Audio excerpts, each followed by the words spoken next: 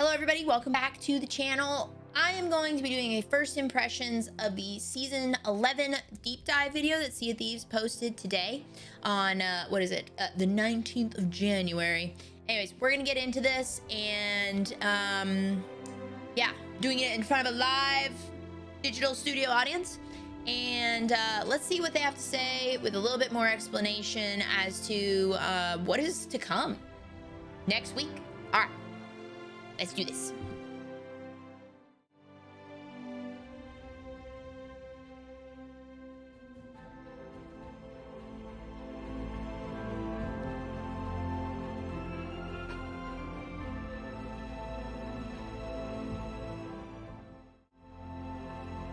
All right, everybody, let me turn down the music here and then we'll pause that. All right, let's get into this. I think we're ready. Let's do it. The main goals we wanted to try and achieve for Season 11 was providing players with the ability to have shorter session experiences. The other kind of main goal is about trying to provide players on-demand access to some of the best content that we have in Sea of Thieves. Okay. Shorter gaming sessions, I assume, is because then we won't have to spend so much time sailing around the whole freaking map. Part of our goals with this season were to make sessions more predictable, certainly from the start. So we wanted to make sure that every session has a clear and meaningful start point. The purpose of the quest table is about bringing all of those experiences together in one cohesive place, allowing players to just simply board their ship and play what they want when they want. It's going to be a place that you go and access all of the voyages from all the different trading companies. And it's also the place where you can go and start tall tales and resume them and stuff. So you can kind of go into a specific trading company like the Gold Hoarders, and then it'll have all of the kind of quest archetypes that they have down the side of the screen, and you can just simply select one and just play it whenever you want. I played the game at beta with my family, so it was a real family game for me to start off with.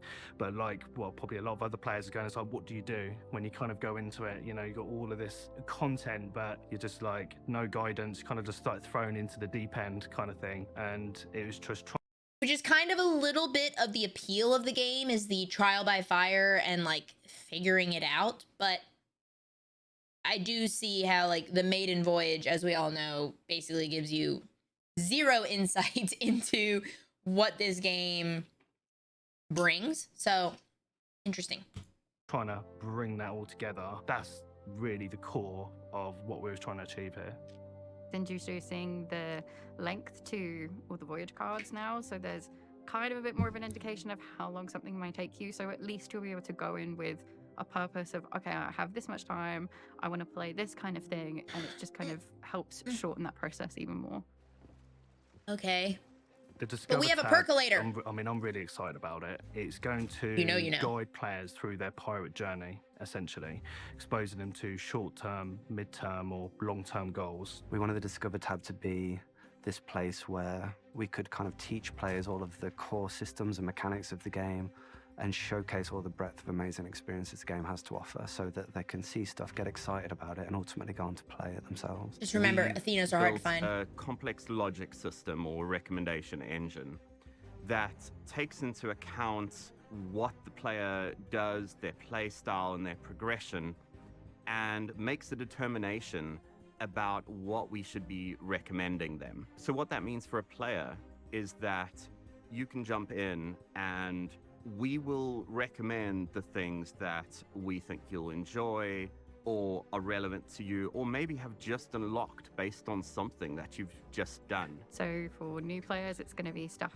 that they're kind of introduced to throughout the player, so you'll get kind of these glimpses of, well, I don't know what emissary is or captaincy, so there's going to be some information When you about ask what your those friendly things neighborhood are streamer and kind of give who you will some answer those goals questions. to work towards and build up to. Experienced players, you're going to have things like you've just unlocked voyages in there, or you're going to have events and things like that for community events days that are going to be in there as well, so lots of different stuff. It gives us a lot more flexibility to do things like run live events. We can have voyages that activate only for a certain weekend or time period. And we can grant voyages to players that take part in, for instance, a community event. And it really allows us to do a lot more fun live events.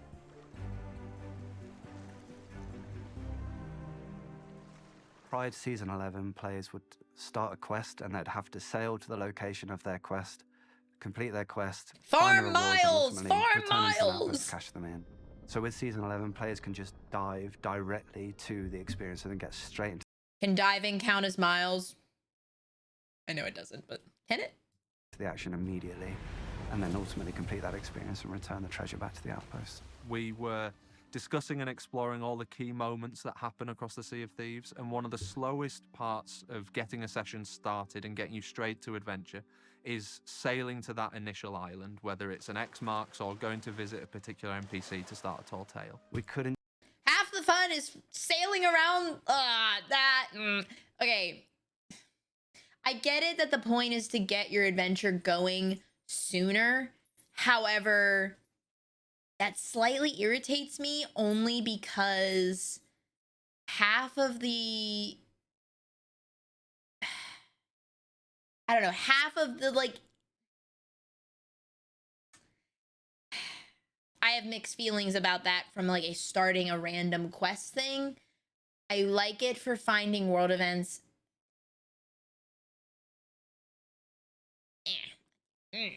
change the gameplay experience because that's the gameplay, and we don't want to change the core loop of players having items of value at risk on the return journey back to the outpost. So the only really stuff that we could change to try and improve the speed of the experience and provide short session experiences was the time that it takes to get to the experience itself. Okay, at least they acknowledge that they want players to still be at risk. Did you catch that? They want players to still be at risk when they are going back to the outpost. As a converse of that, if you're the sort of player who enjoys, seeing who's out there and attacking ships and that sort of stuff, 50% of the time they were on their way to getting some loot, right? So 50% of the time their ship was empty, and 50% of the time you just annoyed some people. So whereas now the idea is that there's a much higher chance now that the ship is going to have something on it. Okay, that's actually a really interesting point. I didn't think of that. That's actually really true. We, Jay and Perk and I, who are in chat, we run into that a lot. We'll see a ship and we're like, oh, let's go get it. And then they have nothing.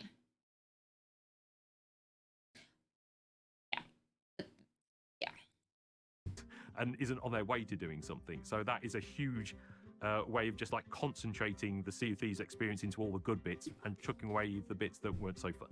What we've done is make sure that if a player does dive to an activity, they can dive again straight away, but they have to complete that activity to dive again. So if they do cancel the activity, there will be a cooldown timer before they can do that again. If a player does choose to dive again straight away after completing that quest, they will lose the loot that they have on board, because we really wanted to encourage players to sail to the outposts to cash that loot in. Wait, so you're gonna have a...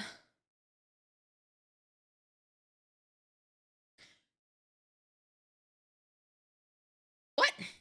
Looking back across the game, the Voyages don't really pay out enough gold for their position within the game when you look at them against the other experiences that we have in the title. So this was a huge opportunity for us to not only go back to the Voyages and kind of improve their gameplay, make them more fun to play, provide shorter session experiences to players as well, but also to kind of boost the gold value and reputation that they're worth to make More them comparable money. against the other experiences that we have in the game. Yes, more money. We now reward players with reputation for the trading companies for the simple act of completing a voyage. This means players who are short on time, who want to jump in for 20 minutes, half an hour, can jump in, dive to a voyage, complete that voyage, and they will be rewarded with reputation for that company. We might For Season 11 find for our a new metric voyages, ton of we saw loot the just on opportunity to islands. Create a new set of rewards for players exclusively for these voyages, and we've put a lot of time and dedication into making sure that these rewards are valuable and desirable. I know the art teams have done an incredible job in making sure that these rewards look cool. incredible.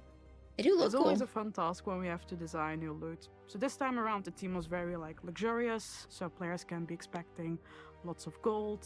We are also working with a new marble shader, so the gold hoarded chests and the gold hoarded treasures will have that marble in them, and it really helps those new treasures to stand out from the ones we already have Eyeball. in the game. And then for the higher tiers, we're actually working with a new Crystal shader, which really sets itself apart because, again, gamers already associate Crystal with like premium stuff and like high rarity. For example, for Yes. the Order of Soul Skulls, Yes. they start off looking like very dark, very obsidian, and then they gradually become more and more crystal, where the final skull is like full-on crystal skull, which is great. The economy is something that we've tried to maintain over time, but Sea of Thieves has just grown so much, we've added so much, and my job was creating possibly the biggest spreadsheet that we've ever created. Love a good spreadsheet. I want to see that spreadsheet. Time-consuming spreadsheet that we've ever created. It was basically my life for this whole year that we've been making this season, and certainly a real challenge, but all of that was invaluable in making sure that we balanced our new voyages for season 11 in a way that both felt rewarding but also sat well next to other things in the game. Is something that we're always going to be looking to tweak and change. That will continue after season 11, and I think that with the work that we've put in for season 11, we're in a great place to be able to do that moving forward. And the big goal of season 11 I'm still stuck on the fact that they made a spreadsheet. I want to see the spreadsheet. My inner engineer wants to see the spreadsheet. Please continue. is to make sure no matter what you do, you're always getting the same amount of gold and rep for the amount of time that you put in. That's the goal that we're aiming for. You're not choosing something by how much money you're going to make. You're choosing it by what you want to do, what's fun. But World money. events within Sea of Thieves are some of our Excuse me. core experiences. We wanted to, as part of Season 11, make sure that players could access these world events on demand. And we wanted to do that in a way that doesn't dramatically affect the meaning of world events within this whole of the Sea of Thieves. So we are adding the ability for players to dive to world events on demand.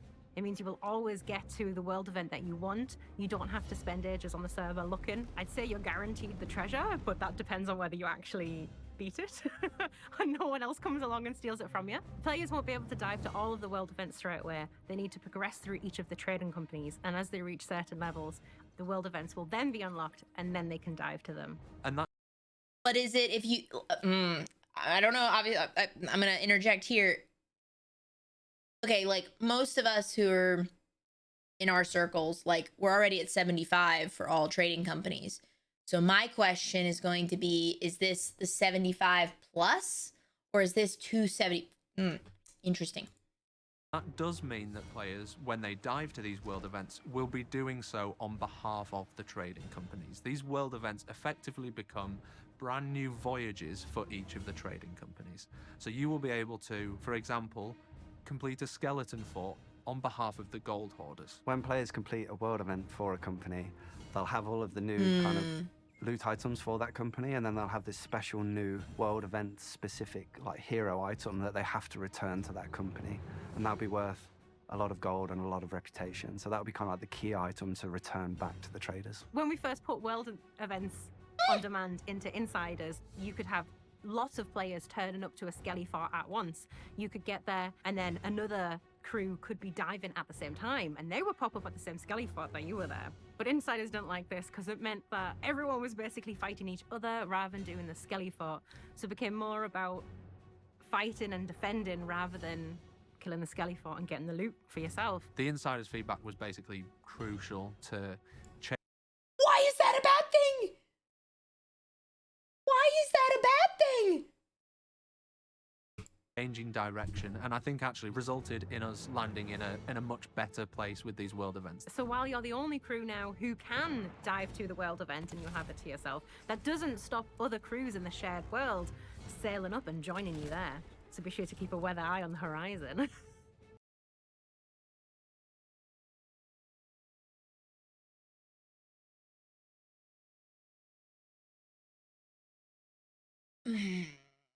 I have mixed feelings. I see what you're saying, Jay, that it does feel a bit forced. It's almost like Hourglass, but over world events, which might be kind of cool. But oh, that would have been. I'm almost. My initial gut reaction is like, man, that would have been really cool. I wish maybe it was like it would allow like 2 ships to dive to the same one.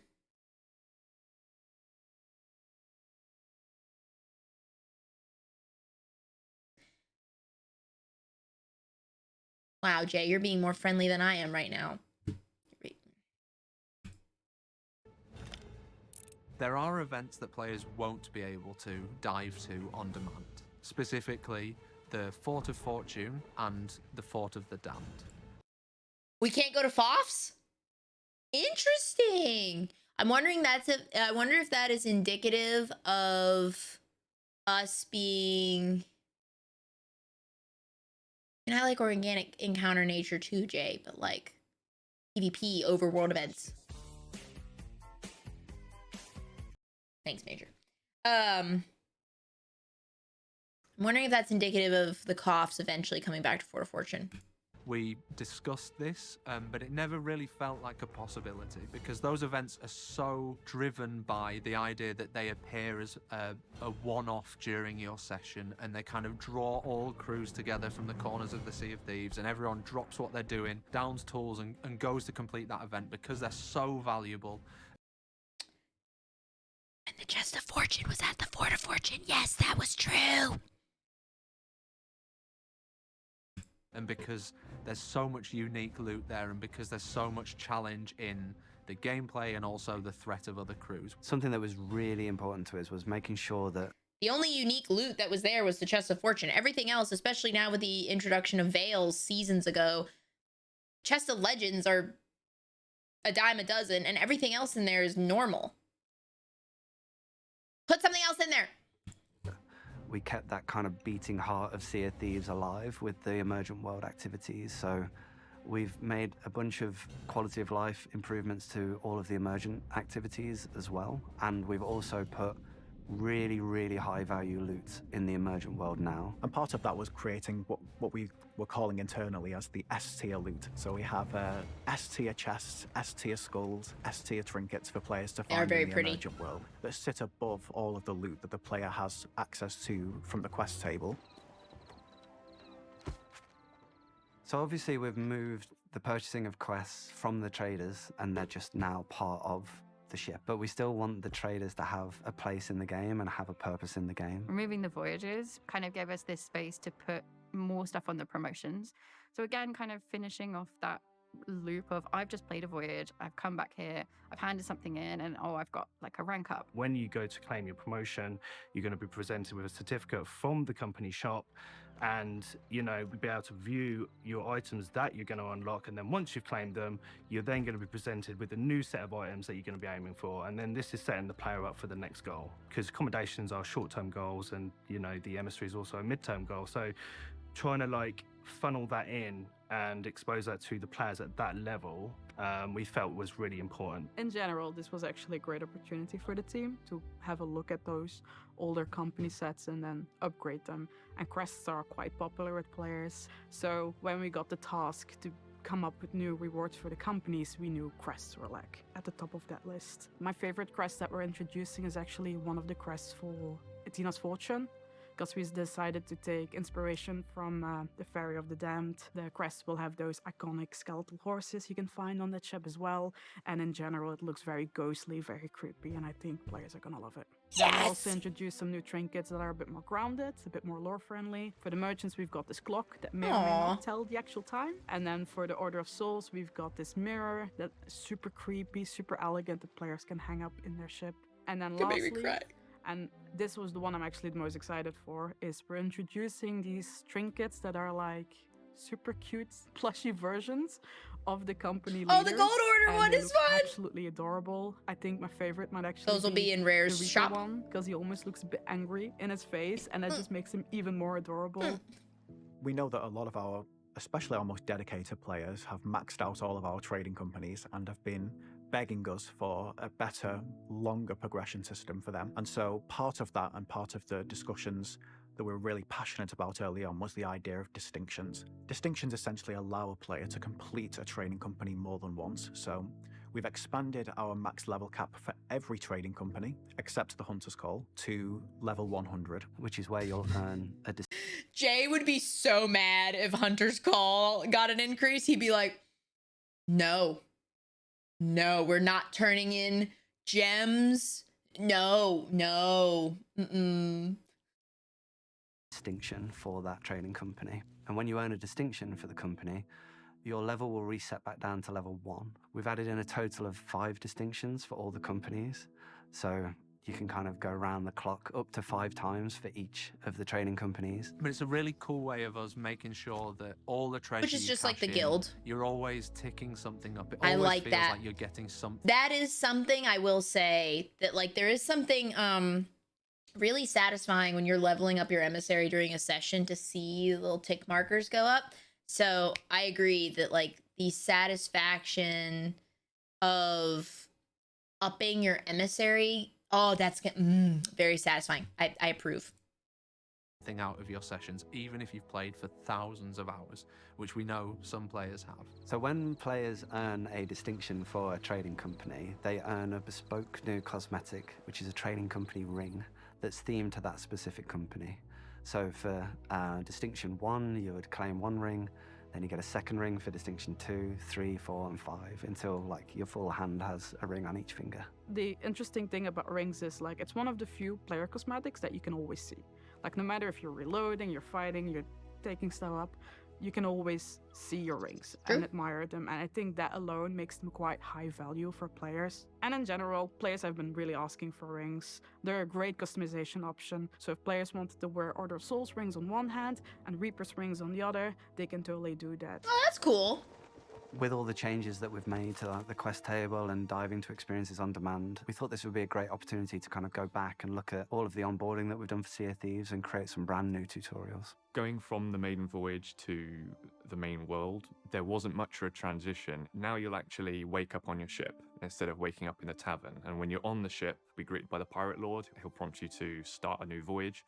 You get to choose here one of the 3 voyages that we've built.